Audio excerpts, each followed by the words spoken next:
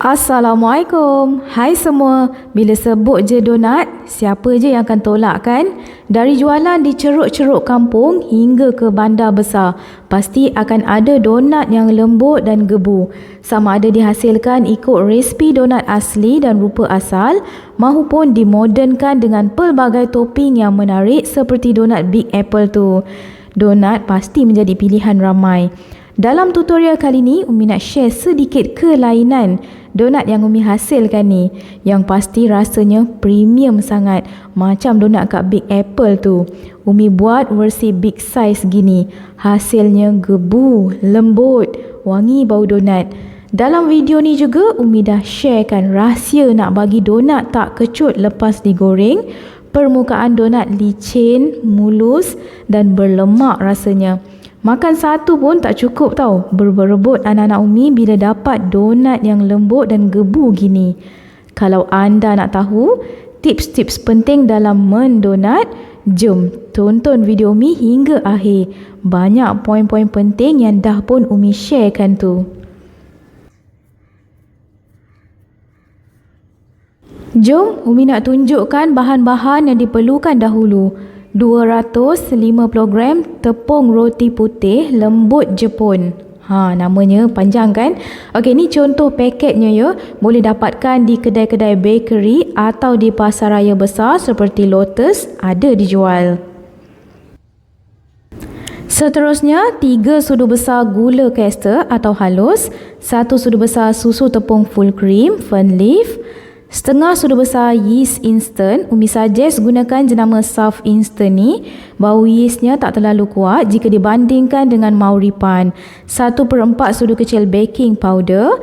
Ini contoh botolnya, ada dijual di kedai bakery. Seterusnya, setengah sudu besar K-Fine Cream Super.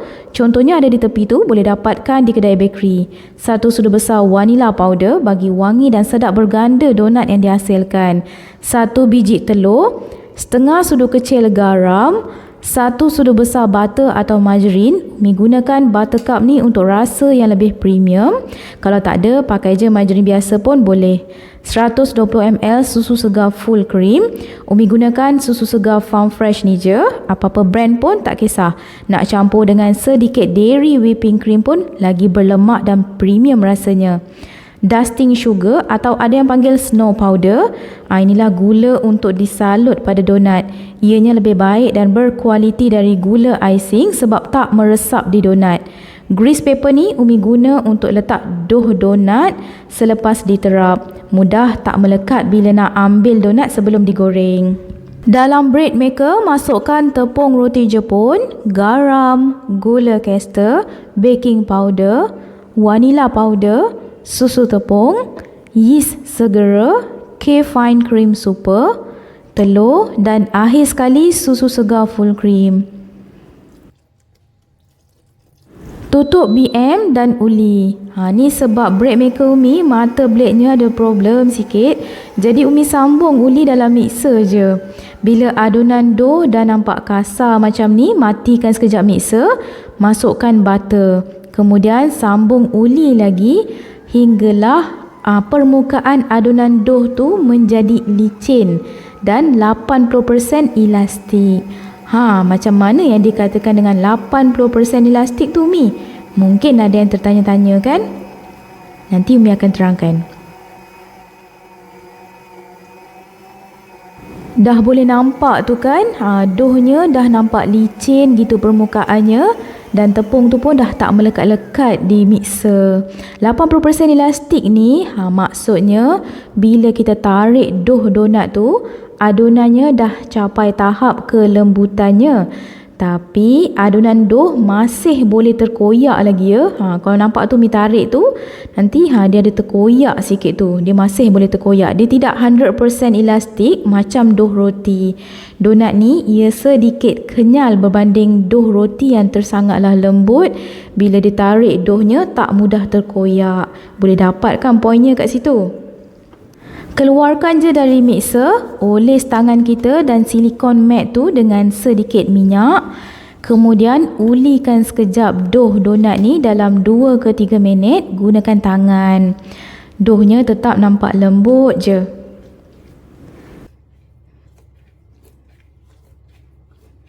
Bentukkan bulatan yang kemas. Okey, supaya mudah nanti ya kita nak potongkan dough donat ni. Kemudian potong dough kepada bahagian-bahagian yang kecil. Timbang setiap satu dough tu seberat 45 gram. Ikutlah besar mana donat yang kita nak. Macam ni Umi nak buat donat big size. Jadi Umi timbang seberat 45 gram. Kemudian tutupkan dough yang telah ditimbang tadi dengan tuala lembap untuk kekalkan kelembapan dough. Sementara tu ambil setiap satu dough untuk kita rounding bagi licin dan kemas permukaan atas dan bahagian bawah dough.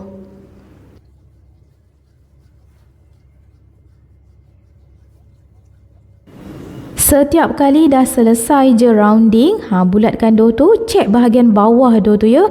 Kalau ada terbuka dan tak kemas, cubit-cubitkan. Tutupkan semula dough yang terlompong tu. Kemudian roundingkan lagi sekejap bagi licin bahagian bawahnya. Ulanglah buat hingga bahagian permukaan atas dan bawah tu licin, tak adalah terlompong-lompong dan tak menggerutu ya, supaya mulus je macam ni donat kita nanti. Dah siap, letakkan dough di atas tray yang telah ditabur dengan tepung. Ni contoh lagi ya. Dough yang telah mencapai 80% elastik. Dapat tekstur gini, insya-Allah akan lembut, gebu sampai ke esok donat kita. Sambung rounding lagi sehinggalah habis ke semua dough-dough yang ada tu. Umi nak sharekan sikit beberapa poin penting sementara anda belajar proses rounding dough ni. Tujuan Umi add on K-Fine Cream Super dan sedikit baking powder tu bagi lembut dan gebukan lagi donat. Selain tu, penggunaan tepung pun memainkan peranan penting juga ya. Lagi berkualiti, premium, high protein tepung yang digunakan. Macam Japanese white soft bread flour yang Umi guna dalam adunan ni, makin fluffy, ringan, putih, lembut donat yang bakal dihasilkan. Penggunaan vanilla powder, susu fresh milk full cream dan susu tepung tu pula akan memberi rasa donat yang lebih berlemak dan wangi baunya. Memang premium rasanya, macam donat kat Big Apple tu dah. Dah siap rounding, boleh rehatkan dough selama 15 minit. Tutupkan dengan plastik atau kain nipis untuk elak dough kering ya. Wajib kena rehatkan sekejap untuk beri masa glutennya terbentuk. Setelah 15 minit, boleh dah mula mencanai. Tabur tepung di silikon mat dan sedikit di permukaan dough. Kemudian Umi tak ada penumbuk donat tu sebenarnya. Jadi Umi tumbuk guna smoother ni je. Asal doughnya boleh dileperkan tu kira okey lah. Tabur sikit tepung di grease paper, kemudian letakkan dough atas paper tu. Tekan-tekan sikit lagi bagi leper doughnya tu. Kemudian bolehlah buat lubang di tengah-tengahnya. Umi gunakan nozzle ni je. Ni dah agak terbesar sikit lubangnya kan, tapi tak apalah. Baki tepung di tengah-tengah tu jangan dibuang. Nanti kita boleh goreng juga. Jadilah macam donat ball kecil tu kan. Kemudian sambung leperkan dan guna kaedah tumbuk-tumbuk ni dan tekap lubang di tengah-tengah membentuk donat yang sempurna. Kadang ada sesetengah dough bila kita tumbuk-tumbuk untuk dibuang anginnya tu akan ada bubble-bubble angin yang terkeluar di tepi dough. Bubble tu hendaklah dipecahkan guna lidi pencungkil gigi ya, supaya bila digoreng nanti cantik mulus je permukaan donat, tak adalah gelembung-gelembung kecil. Kalau anda rasa macam leceh guna kaedah tumbuk-tumbuk ni, boleh je leperkan sedikit dan tekap guna acuan donat. Tapi sayanglah kan baki-baki tepung yang tersisa lepas ditekap tu.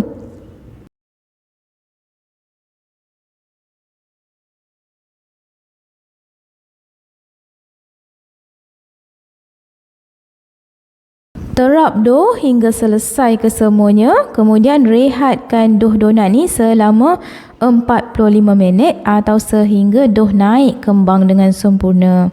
Dan rehatkan dough donat ni di bawah kipas atau aircon dengan kelajuan sederhana ya. Contoh macam kipas kelajuan 2 tu dah mencukupi. Ni tips nak bagi permukaan donat licin dan mulus serta tak mengecut lepas digoreng. Nak tahu dough dah cukup mengembang atau belum?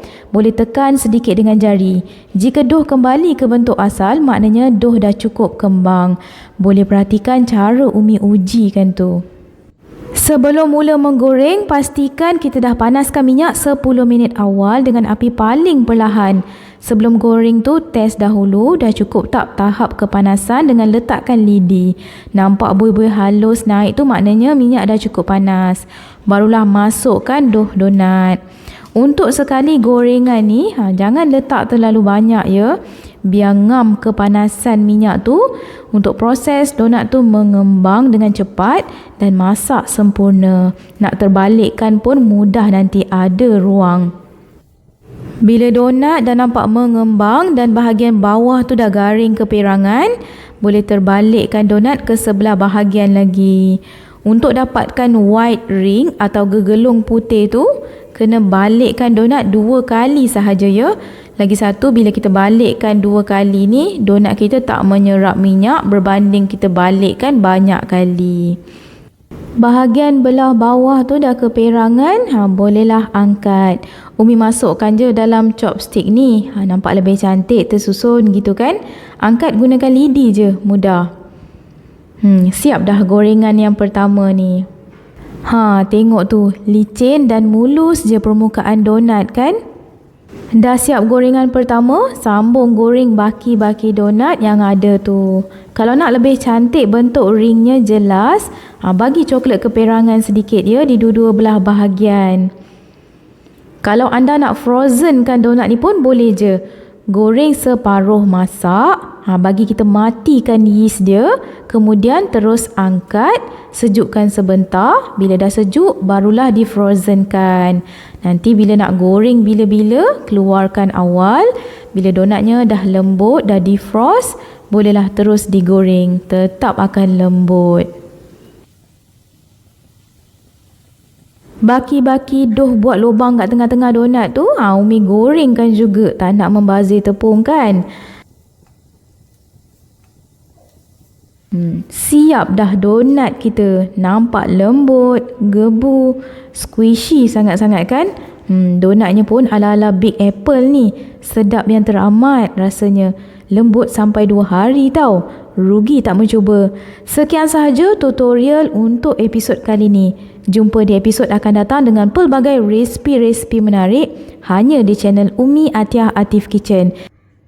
Jangan lupa subscribe, like, share dan tekan bel pertama untuk dapatkan notification di handphone anda bila Umi up video yang terbaru.